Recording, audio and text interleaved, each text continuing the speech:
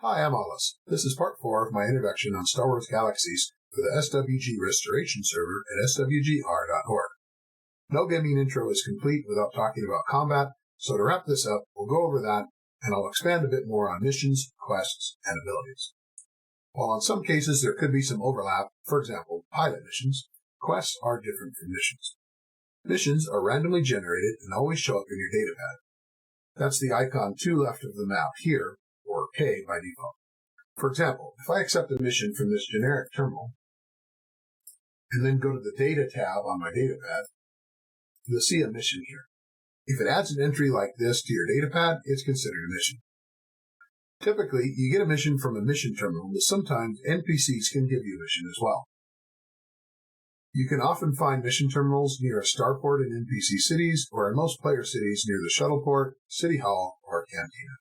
There's different types of terminals for different types of missions. For example, the generic one here for combat, or there's faction-specific mission terminals in certain cities, or there's the artisan terminal here for crafting missions, and there's also an explorer mission terminal here to find certain creatures.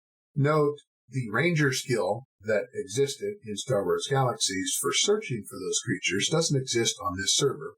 Instead, the ranger profession is more PvP-focused, or at least focused on the non-animal enemies. You can try getting a generic mission for the same creature, but note some creatures are not found on a mission terminal and only can be found randomly in the wild. You can get up to 2 missions at a time, regardless of the type of mission that you get. Quests, on the other hand, are not randomized, but instead tell a story, and normally include several quests back to back. You get quests from certain NPCs, or sometimes items that you pick up, and you start with a series of quests referred to as the Legacy quest line. To see your quest, you can click on the third icon from the left here, or J by default. I've already completed a few quests in this quest line, and I got a speeder as a reward. This is still sitting in my inventory, I by default. To ride this, you first need to right-click on the speeder and click on Generate Vehicle. This is going to move the speeder to your datapad. If you want to get it out or put it away, there's a couple ways you can do that. You can right-click on the speeder itself to store it.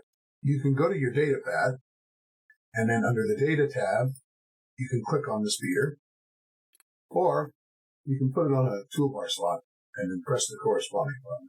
So the Legacy quest line will eventually take you to Jabba's palace, but there's a couple of other ways that you can start that quest line if you want.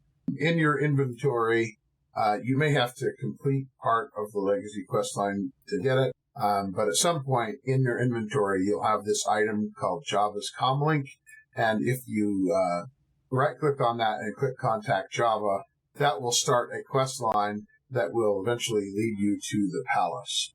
So over here in Wayfar is close to Jabba's palace. You can find that on the planetary map, V by default, and then points of interest. I'll just make a waypoint to this so I can find it. And then I'll just drive over there.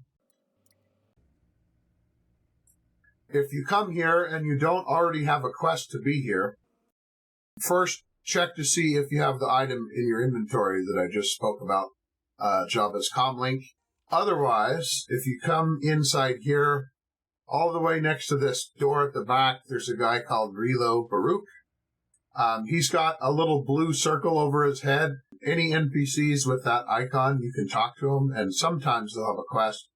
This particular guy, Relo, is usually where you start out all the quests in Jabba's palace. I've already done the quest for him, so he doesn't say much to me.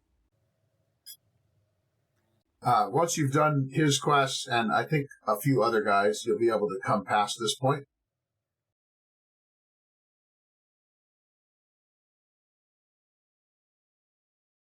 Jabba's throne room is going to be down here to the left, and then down here, and you won't be able to go into his throne room until you do quests for quite a few people, but eventually you'll be able to come in here, you'll do quests for this droid, and then for Jabba the Hutt. Okay, so when you're done at the palace and you want to go back to town, there actually is a starport at the back. You can't travel to this starport. But you can use it to travel away from here to somewhere else with your ship, if you've got a ship already.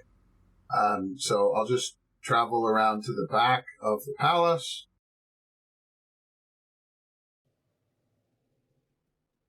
So now there's a starship terminal in here. And since I have a ship, I can travel back to Mos Eisley, and I don't have to use my speeder. There's two types of experience you'll get through combat. As you use your weapon, you'll get experience specific to that. For example, I have 10,000 unarmed combat experience from fighting without a weapon. Some skill boxes, usually just a single tree per profession, requires generic combat experience. This you earn much slower, about 1/10 the rate, and I currently have just under 7,000 of that experience. Each of your combat professions have two different types of skills that you can learn. There are passive skills, which are those that either increase or decrease some sort of statistic, so buffs or debuffs. As an example, Unarmed 1 teaches you the skill Center of Beam. This is a skill which increases your defense for a very short period of time. In fact, it lasts for such a short period of time, you may consider this a useless skill. However, Star Wars Galaxies supports the use of macros, which you can use to automatically recast skills. And then there are also active skills, which are your combat attacks or healing. And as an example, Unarmed 2 teaches you melee strike. There's three types of combat professions, and these are based on the type of basic profession that's required to learn them. Your melee combat professions are those weapon-specific professions that you learn under Brawler, and these are Terrakazi Artist, Fencer, Berserker, which most versions of Star Wars Galaxies calls Swordsman, and Lancer, which most versions of Star Wars Galaxies calls a Pole-Arm. You also have your ranged professions. These are the ones that you learn under Sharpshooter. Most versions of Star Wars Galaxies call this Marksman. So Sniper, which most versions of Star Wars Galaxies calls a Rifleman.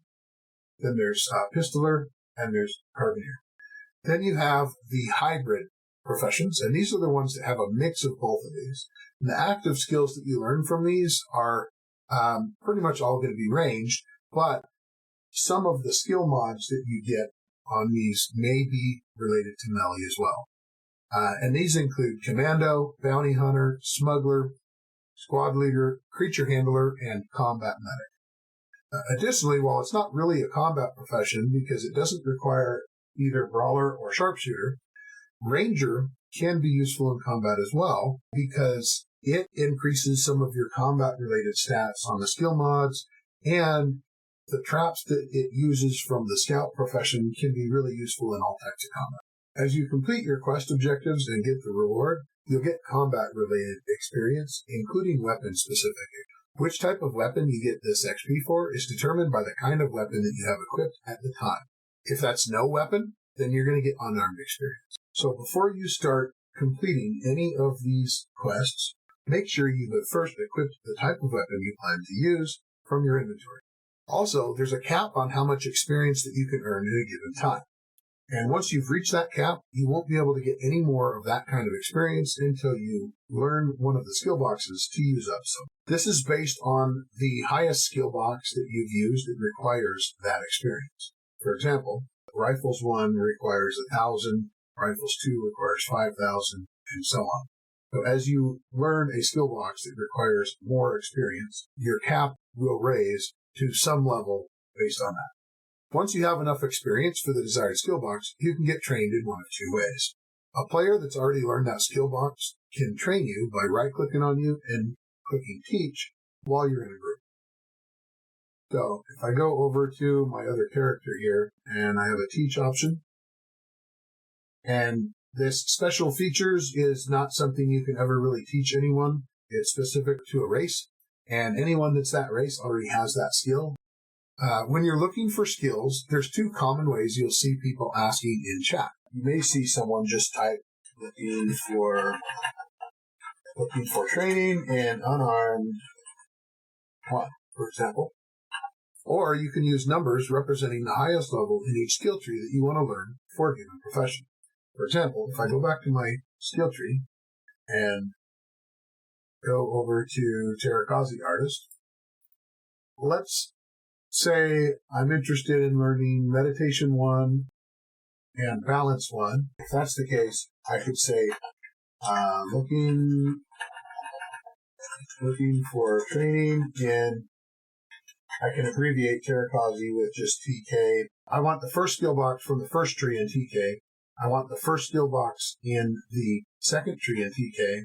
And I want to be taught nothing in the other two skill boxes. So I'll do X's for those. Another way you can get training is from a trainer. You can spend money at an NPC trainer to get skills. And that's what I'm going to do here because I'm on the test server and my other character doesn't do melee, so he doesn't have that skill. So if you want to try to find an NPC trainer, if you're in town, you can use the planetary map. Sometimes you'll find the trainers will be all in one place in some towns. Other times they'll be spread out in player cities. It's kind of the same thing. I often find them near a shuttle port, city hall, guild hall, a cantina, or just wherever they put their mission terminals. So to look for them in an NPC city, like where I'm at, open the planetary map with V and go down to trainers and find the trainer that is in where you are. As I click on each of these, you can see this green icon that's covered up by my waypoint that I already saved. And now I just need to walk over, or I might as well use my speeder, over to where he is. And this way. So let's see what I can learn. It looks like Unarmed 1 is all I can learn. I'm going to go with that. And now I just spent some money learning that skill, and I actually have enough to get the second one as well, so I might as well do that too. And now I've used up all my experience. So the legacy quest I got from the mayor, and he wants me to kill some womp rats just outside of town. They gave me a few possible locations, and I found some here. So we're going to fight some of these womp rats now. So you can set up a skill that automatically attacks if you just hold control and then left click on it. It'll start auto casting that skill. You'll get the full amount of experience as long as you hit the creature one time. If you press M and open the on-screen map, you'll see some little arrows for the enemies that are nearby. The little yellow arrows that you see on the on-screen map, those are the non-threatening ones, but the ones that are red, those guys are aggressive and they'll fight you. That's different from the color of the circle on their combat level. That color tells you how hard they are.